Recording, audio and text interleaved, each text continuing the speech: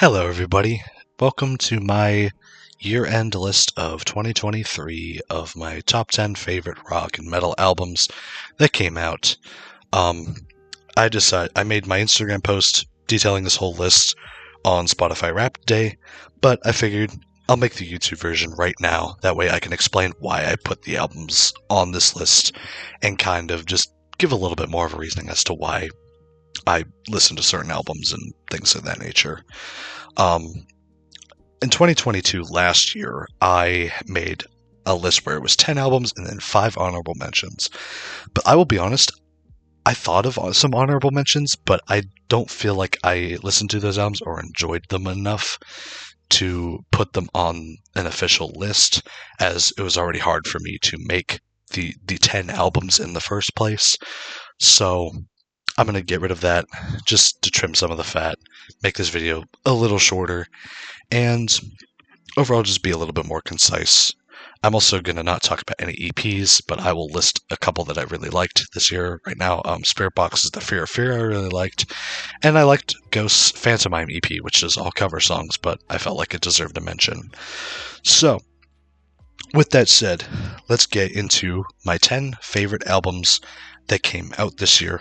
Obviously, they're all rock and metal related. Duh, that's what I listen to. And let's just get started. We're going to go from worst to best, so number 10 to number 1. And these are kind of in a relative order, so follow along. Number 10, I have Cannibal Corpse, Chaos Horrific. This is actually the first time a Cannibal Corpse album has made the list for me. Although I did really enjoy 2021's Violence Unimagined.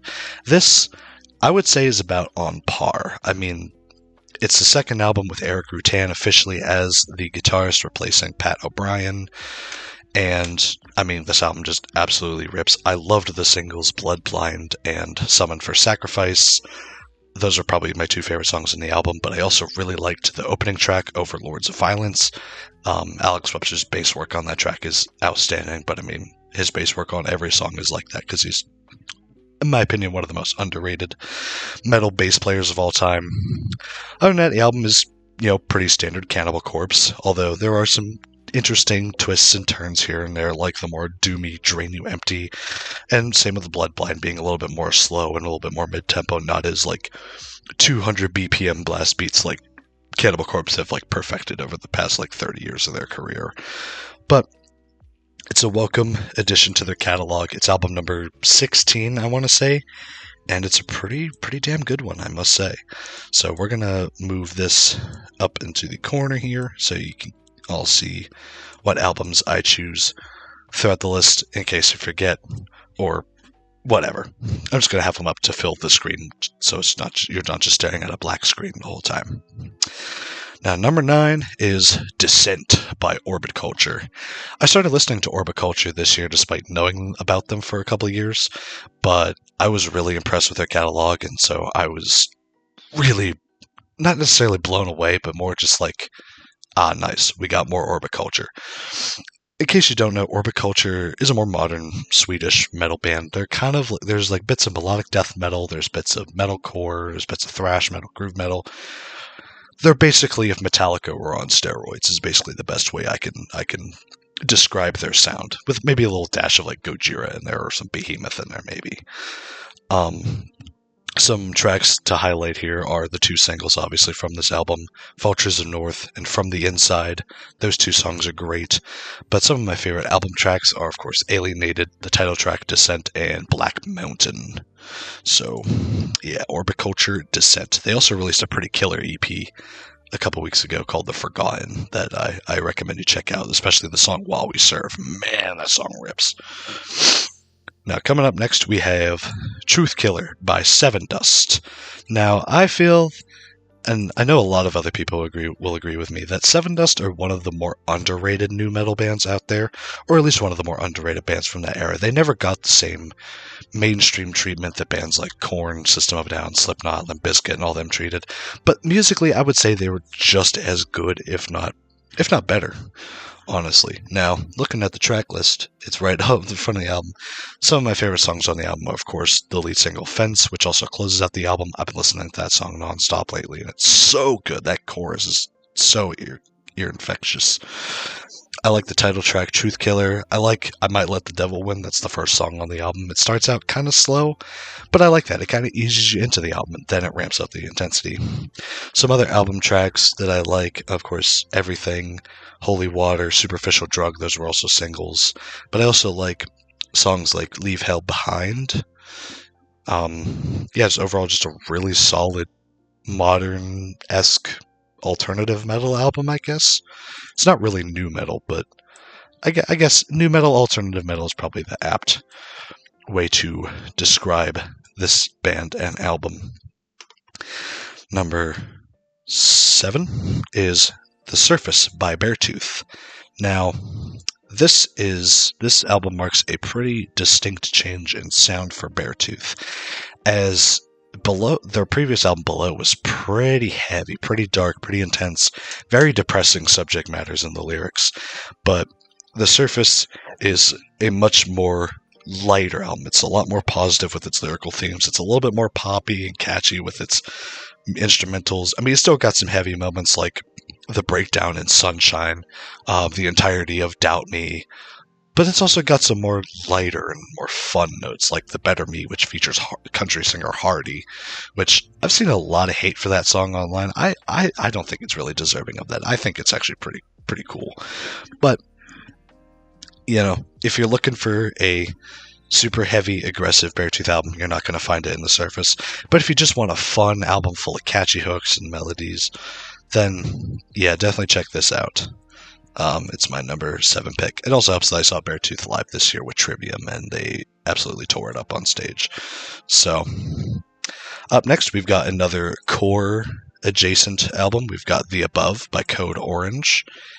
And this is definitely another kind of shift in style and sound for Code Orange.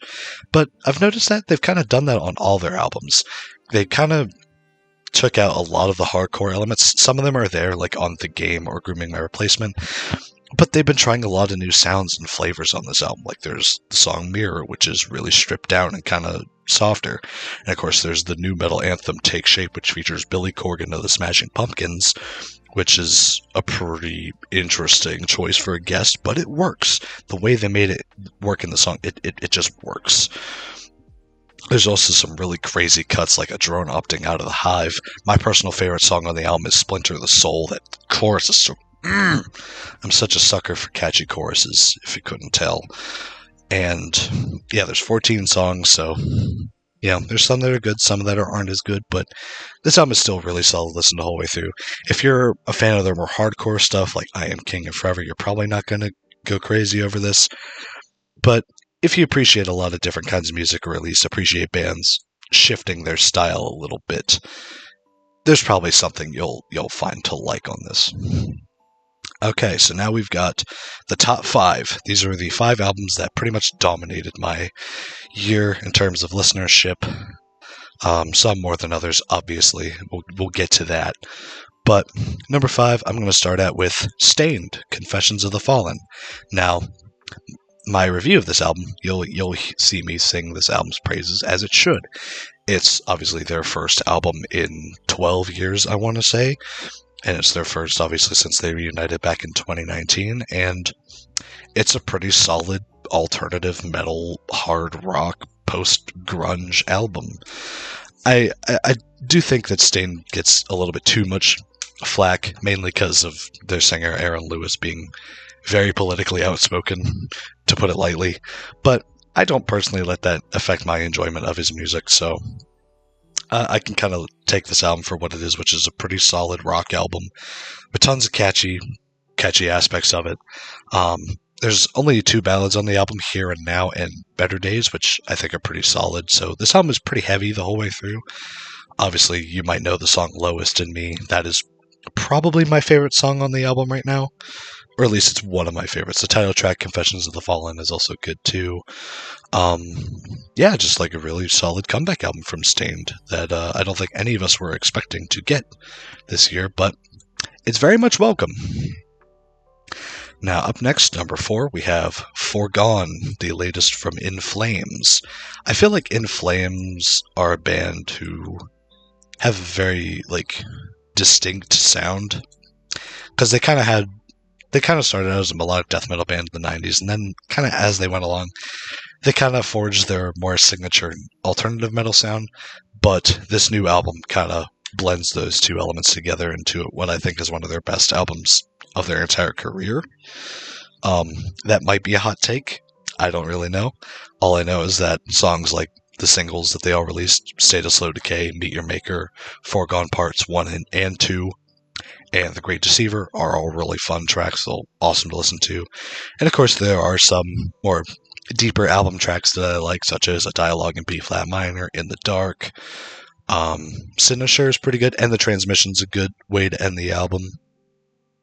And I think there's a song called Become One that's like an international bonus track that is only on YouTube Music for some reason. It's not on Spotify. They should put it on Spotify. It's a pretty solid song. But yeah, we'll go with In Flames, Foregone for number 4. We'll put this bad boy down here. Now, number 3, number 2, and number 1 should not be surprises at all. But number 3 is Life is But a Dream from Avenged Sevenfold. One of my favorite bands of all time, really. And this is definitely the weirdest album they've ever made. This is definitely the most out there, the one that takes the most risks, the most progressive, even more progressive than The Stage was. And I think it mostly succeeds in that. I would say the only con that I have about it is that you kind of have to listen to the whole thing to really understand it. Not that it's like super duper complex music or anything like that. It is kind of just like starter progressive metal. Like, you could put this in a playlist with bands like Tool and Dream Theater and it'd probably fit perfectly fine. But the album does take you through kind of like a sonic journey of all the band's different influences. I mean, the song Easier starts out heavy and kind of turns into this John Mayer-esque like funk song. Game Over sounds like fucking System of a Down for some reason, with a lot of them not really rapping but just saying a bunch of random words and stuff like that that has a deeper meaning to it, I guess. The song Cosmic being a bit more of a ballad, but also being one of the longer, I think it actually is the longest song on the album, technically. And of course, the whole trilogy at the album with G, Ordinary, and Death kind of going through this like progressive, with G being more progressive rock, with Ordinary being more of like a Daft Punk, almost like house music kind of sounding track, and of course with Death being this like Frank Sinatra-esque crooner, and all in between. Of course, there are songs that have that signature Avenged Sevenfold flair, like Mattel, Beautiful Morning, We Love You. Actually, Beautiful Morning sounds pretty grungy for most of it. But, I mean, yeah, like I said, takes a lot of risks, does not care what you think or what you might think that Avenged Sevenfold should sound like. And I appreciate this album for that. And it's also a pretty nice listen on vinyl, too. I should say that. Now, number 2 is a much more simple album. 72 Seasons by Metallica. Now, Metallica is my third favorite band of all time. Avenged Sevenfold is my number 5. So, 1, I'm just still extremely happy with the fact that Metallica released anything this year, let alone an album that is as fun to listen to as 72 Seasons, for me at least. Hot take, I think this is their best since the Black Album. But Hardwired is pretty close behind that, same with Death Magnetic. But the thing that I like about this album, and I think what makes it stand out from their past releases, at least, especially post-Black Album, especially post-Saint Anger, is that the album is a pretty steady listen the whole way through. It is long. It's like almost an hour and 20 minutes long, but we waited 6 years for this album, so I'm fine with something a little longer. Especially with songs like Inamorata, the 11-minute epic, which is now Metallica's longest original song ever, because the Merciful Fate medley beats it out by like 2 seconds still, but you know, whatever, it doesn't matter. Obviously, songs like Lux Eterna absolutely rip. I like the messaging and themes of songs like Screaming Suicide, as well as other album tracks like You Must Burn, Sleep Block My Life Away. Room of Mirrors has some really cool harmony section, same with Too Far Gone. The title track, 72 Seasons, is a good way to open up the album. And yeah, it's just a fun, just heavy metal album to listen to with some... It's not like a masterpiece by any means. I don't think that it's a masterpiece. but it is a really damn good album. And, you know, obviously it's not going to be as good as Metallica's work in the 80s, so it shouldn't be compared to that really, but, you know, I think it can stand on its own as a really solid heavy metal album. So for that, we're going to put it at 72 right now. Make this a little smaller here so you can see it. And then my album of the year. I mean, I made 2 videos about this band, but should come as no surprise to anybody that knows me, is Take Me Back to Eden by Sleep Token. Now, I'm not going to say and be like, oh, I just discovered Sleep Token this year, because that's not true. I started listening to them around 2020. So I wasn't too crazy about them at first. I liked them, but I didn't really start getting into them until about around when This Place Will Become Your Tomb came out, their last album in 2021. Kind of dropped them for a little bit because they didn't do a whole lot in 2022, but then, of course, they release, so far, their magnum opus, Take Me Back to Eden, this album that I think really shows off what Sleep Token is all about. They're kind of a mixture of top 40s pop with a little bit of hip-hop, a little bit of electronic, and then, of course, modern metalcore and progressive metal. So, you know, could be hip-hop beats over 8-string guitar riffs that sound like Meshuggah. Honestly, this album is basically like if Meshuggah, Deftones, and Hozier had a baby. And I like that a lot.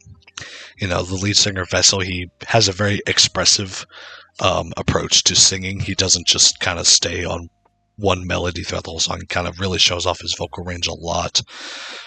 And, yeah, the music goes into a lot of different directions. I mean, there's the song Ascensionism, which starts out as a piano ballad that kind of turns into like a hip-hop song before really punching you in the face with a really heavy guitar riff towards the end. And even, of course, the song that blew Sleep Token up, The Summoning, being basically like a alternative metal shoegazy kind of song and then just turning into a funk song at the end. So really, this is an album for people who this is a band that's made of people who mean it when they say I listen to everything for the most part.